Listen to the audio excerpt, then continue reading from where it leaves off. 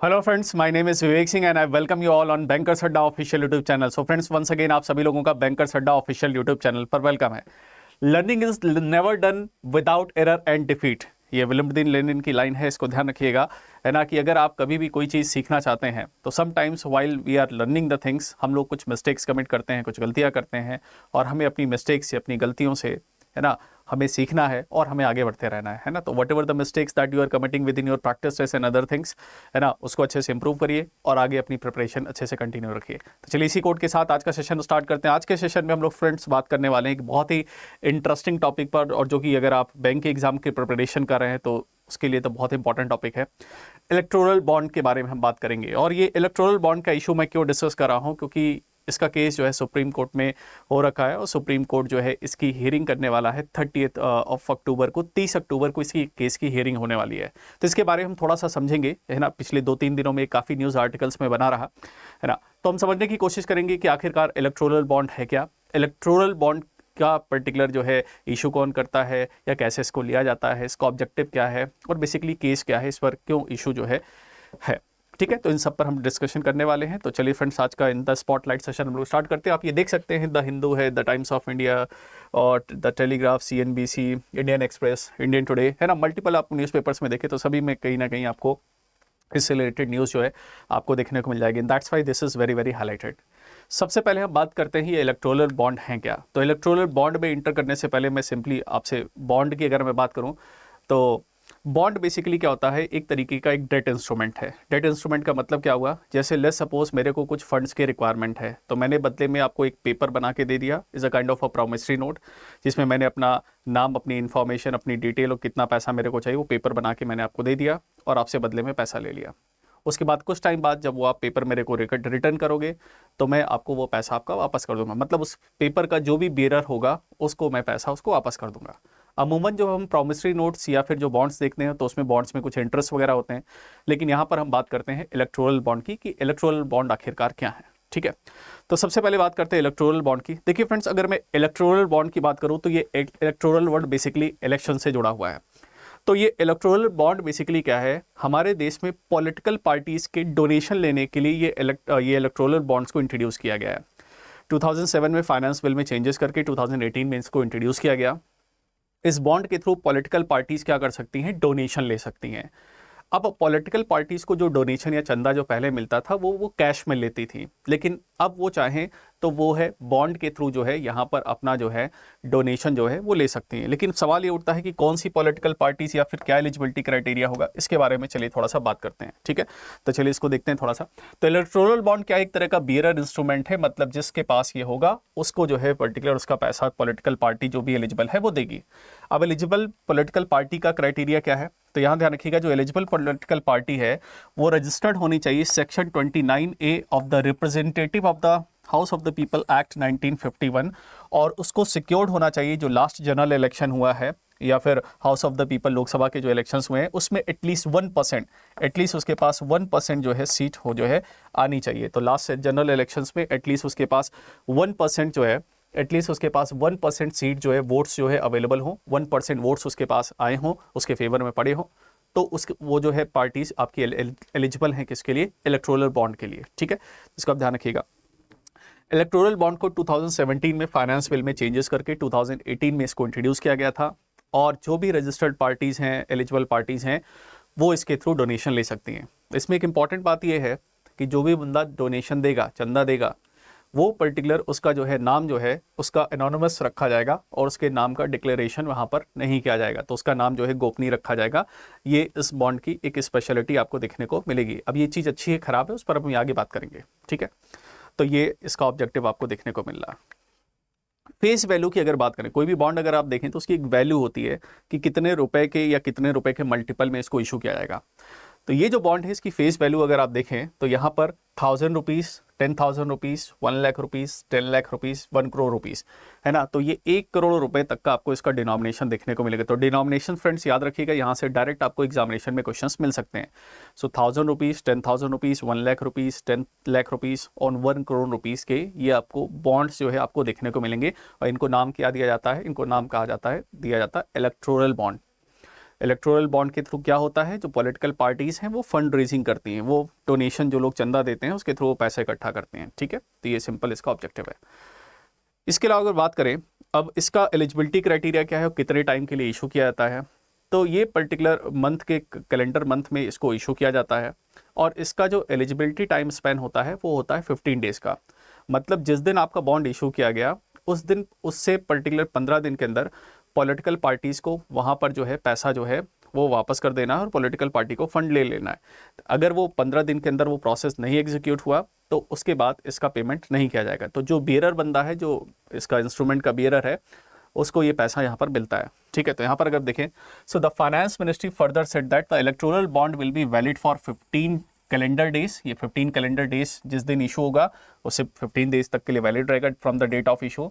और political party को बाद में पेमेंट नहीं किया जाएगा अगर जो है इसकी वैलिडिटी जो है, जो 15 डेज का जो टाइम पीरियड है वो अगर जो है वो निकल गया, ठीक है। तो जैसे आज अगर कोई बॉन्ड इशू हुआ तो उसका 15 डेज के अंदर, with in a particular 15 days के अंदर आपको पेमेंट कर दिया जाएगा। तो जिस दिन इशू हो रहा है उससे 15 डेज का आपको इसका वैलिडिटी आपको देखने को मिलेगा, इसकी वैलिडिटी देखने को मिलेगी। तो पे political party will deposit after the expiry of the validity, ठीक है। तो वो पैसा वहाँ पर नहीं रहेगा, ठीक। तो इसको ध्यान रखिएगा। अब हम बात करते हैं इस बॉन्ड को हम अगर लेना चाहें, है ना, मतलब मैं एज अ लेट्स सपोज मैं किसी पॉलिटिकल पार्टी को कुछ पैसा 1 लाख रुपए मान लेते डोनेट करना चाहता हूं, तो मैं इस बॉन्ड को ले कहां से सकता हूं। तो इस बॉन्ड का जो इशूअर है वो बनाया गया है किसको, स्टेट बैंक ऑफ इंडिया को।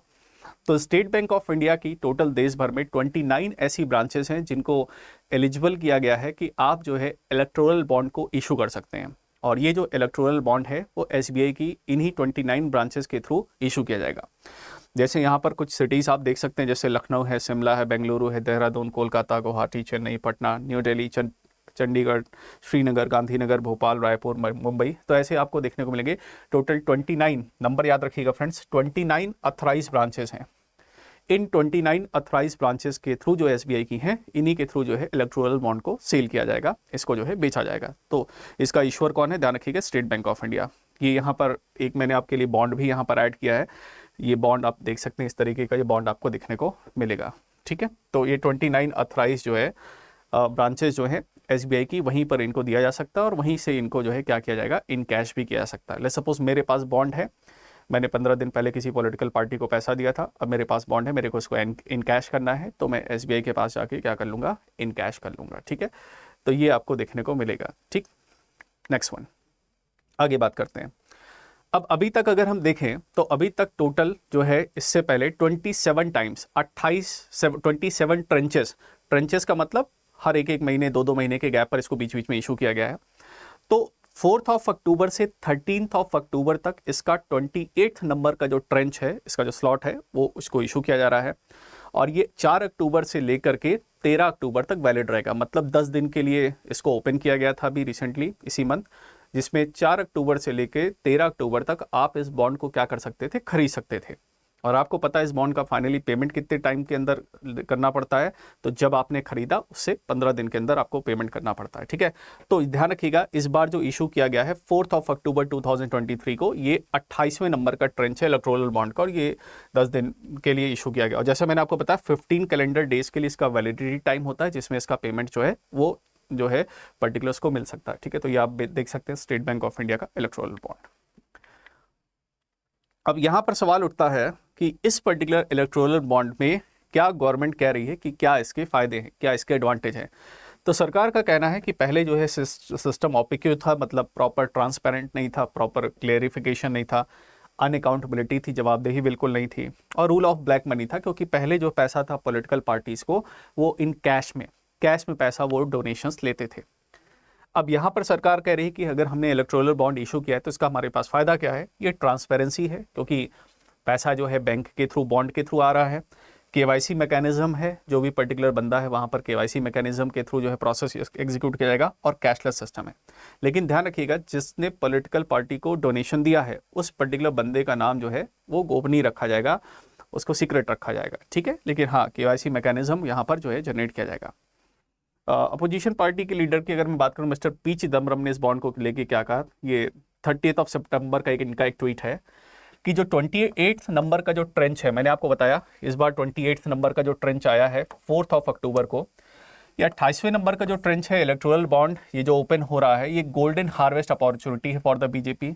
और ये पिछले जो है 90% ऑफ द मेनोमिनस जो डोनेशन है वो सब सारा पैसा बीजेपी पार्टी को मिल रहा है और बीजेपी वाले बढ़िया पैसा उठा रहे हैं, ऐसा ये इनका कहना है। ठीक है, तो मैंने आपको प्रोज और क्या इसके जो है अपोजिशन पार्टी कह रही है वो भी एक आप थोड़ा सा हाईलाइट देख सकते हैं। ठीक, अब सवाल उठता है इस इलेक्टोरल बॉन्ड को लेकर आखिरकार क्या चैलेंजेस हैं, जिसकी वजह से सुप्रीम कोर्ट के अंदर जो है इसके अंदर काफ़ी पिटीशंस फाइल हुई और इसको इशू हुए लगभग तकरीबन 6 सालों बाद जो है इसकी पूरी तरीके से प्रॉपर हियरिंग होगी। 30 अक्टूबर को सुप्रीम कोर्ट इस पर अपना फैसला सुनाने वाला है। तो ये बेसिकली है क्या, इस पर क्या की चैलेंजेस हैं, अगर जो हम देखें तो इसको बहुत ध्यान से सुनिएगा।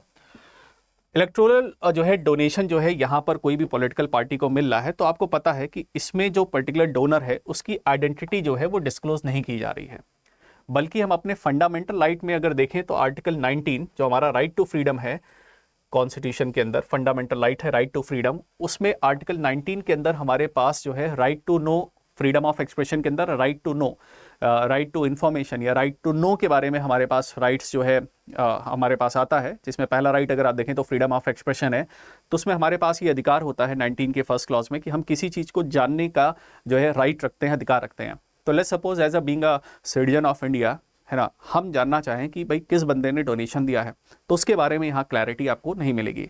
और ये जो एनोनिमिटी है, मतलब जिसकी गोपनीयता जो पूरी तरीके से बनाए रखी जा रही है, may be compromise by the government to access donor data. Government क्या कर सकती है, इसको जो है थोड़ा सा वहाँ पर इसको मिसयूज़ कर सकती है, या फिर फ्री एंड फेयर जो है इलेक्शंस में कुछ अपनी जो ये जो इन्फॉर्मेशंस हैं जिन्होंने डोनेशन दे रखा है उनकी कुछ इन्फॉर्मेशंस वगैरह का कुछ गलत तरीके से उपयोग कर सकती है। ऐसी संभावनाएं जो है जताई जा रही हैं और ये एक इसका प्रोस्पेक्टिव हो सकता है।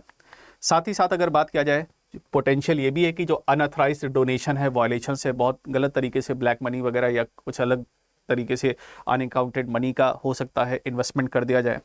साथ ही साथ ये प्रमोट करेगा risk of crony capitalism. Crony capitalism का मतलब क्या होता है कि जब कोई पर्टिकुलर पॉलिटिकल पार्टी वो अपने जान पहचान वाले बहुत सारे बिजनेसमैन्स या अपने फेवर में जिनसे उनके रिलेशंस बहुत अच्छे हैं उनके फेवर की चीज़ें करने लगे बिकॉज उनकी तरफ से उनको बहुत डोनेशन मिला है, तो इसको हम क्रोनी कैपिटलिज्म कहते हैं। तो यहाँ पर ये भी एक आशंका जताई जा रही है, ये भी एक संभावना जताई जा रही है कि क्रोनी कैपिटलिज्म को भी क्या कर सकता है, यहाँ पर बढ़ावा मिल सकता है। तो crony capitalism is the economic system जो कि कैरेक्टराइज्ड बाय द क्लोज या फिर म्यूचुअली या फिर जो एडवांटेज उनसे रिलेशनशिप है बिटवीन द बिजनेस लीडर्स या गवर्नमेंट ऑफिशियल्स के साथ, जिनकी जो है उनके साथ जो है वो ज़्यादा उठना बैठना है या उनके साथ उनके अच्छे रिलेशंस हैं, तो उनको ये यहाँ पर एडवांटेज जो है पहुँचा सकता है। तो ये एस्पेक्ट भी यहाँ पर देखने को मिलेगा। ठीक है, तो ये मेजर चैलेंजेस हैं। एक तो राइट टू फंडामेंटल राइट्स की अगर बात करें तो हमारे पास ये जो राइट टू नो की जो हमारे जो फंडामेंटल राइट है वो एक यहाँ पर कॉम्प्रोमाइज़ हो रहा है कि भाई हम जानना चाहते हैं तो किसको पैसा मिला है या किसने दिया है, तो वो इन्फॉर्मेशन यहाँ पर फिलहाल नहीं अवेलेबल है। तो हमारे एक फंडामेंटल राइट का एक प्रोस्पेक्टिव यहाँ पर आता है। देखते हैं आगे चल के सुप्रीम कोर्ट इस पर क्या हियरिंग करता है, क्या सुनवाई करता है। ठीक है, तो चलिए जो भी हमने ये पॉइंट्स पर डिस्कशन किया एक बार इसको फटाफट हम लोग समराइज कर लेते हैं क्या हमने आज के सेशन में बात किया। इलेक्टोरल बॉन्ड जो है इंस्ट्रूमेंट है through which any political party क्या कर सकती है, फंड रेजिंग कर सकती है, लेकिन मैंने आपको बताया पिछले इलेक्शंस में एटलीस्ट 1% वोट आपके फेवर में पड़े हों। SBI जो है इसके लिए अथराइज बैंक है जो कि इलेक्टोरल बॉन्ड इशू करेगा। SBI की टोटल 29 ब्रांचेज जो है 29 ब्रांचेज जो SBI के अथराइज हैं जिसके थ्रू देश भर में इलेक्टोरल बॉन्ड्स को जो है जारी किया जा रहा है। ठीक है, इलेक्टोरल बॉन्ड जो है ये इनकी वैलिडिटी कितने दिन की होती, 15 दिन की होती। तो जिस दिन इसको इशू किया जाएगा उससे 15 दिन की इसकी वैलिडिटी होती है और 15 डेज के बाद यहाँ पर कोई पॉलिटिकल पार्टी को पेमेंट वगैरह जो है या डिपॉजिट रिसिप्ट वगैरह वैलिडिटी के बाद नहीं पेमेंट किया जाएगा। ठीक, और ये किसको मिल जाएगा, ऐसी पॉलिटिकल पार्टी जो कम से कम जो है 1% जो है उसके फेवर में वोट पड़े हों, है ना, और पिछले प्रीवियस जनरल इलेक्शंस में, लोकसभा के इलेक्शंस में या प्रीवियस असेंबली के इलेक्शंस में, तो वो लोग एलिजिबल हैं इस तरह के क्या इलेक्टोरल बॉन्ड के थ्रू जो है डोनेशन फंड रेज करने के लिए वो काम कर सकते हैं। ठीक है, तो उम्मीद करता हूँ ये पॉइंट्स सभी आपको अच्छे से समझ में आए होंगे। ठीक है, रात को 9 बजे मेरा एक सेशन होता है द जनरल अवेयरनेस शो, जिसमें मैं बैंकिंग, इकोनॉमिक, फाइनेंस से रिलेटेड बहुत सारे MCQs जो है डिस्कस करता रहता हूँ। मंडे टू सैटरडे ये सेशन होता है, आप इसमें सेशन में मेरे साथ बिल्कुल कनेक्ट हो सकते हैं। ठीक है। आप लोगों के लिए फ्रेंड्स एक सवाल है, इसका जरूर आंसर कमेंट सेक्शन में बताइएगा। With the reference of the electoral bonds which of the following statements are correct. इसको आप पढ़िएगा, इसका जवाब दीजिएगा, ठीक है, और मैं इसका आंसर कमेंट सेक्शन में आपको पिन कर दूंगा। सेशन आपने ध्यान से देखा है तो जरूर आप इसका जवाब दे सकते हैं, ठीक है। तो चलिए फ्रेंड्स, अभी के लिए सेशन में इतना ही करते हैं। उम्मीद करता हूँ सेशन आपको अच्छा लगा होगा। सेशन आपको अच्छा लगा तो वीडियो को लाइक और शेयर जरूर करिएगा, और अगर आप चैनल पर नए हैं तो चैनल को सब्सक्राइब कर लीजिएगा। तो चलिए अभी के लिए इतना करते हैं, मिलेंगे फिर नेक्स्ट सेशन में। See you in the next session. Till then bye bye, take care, thank you very much.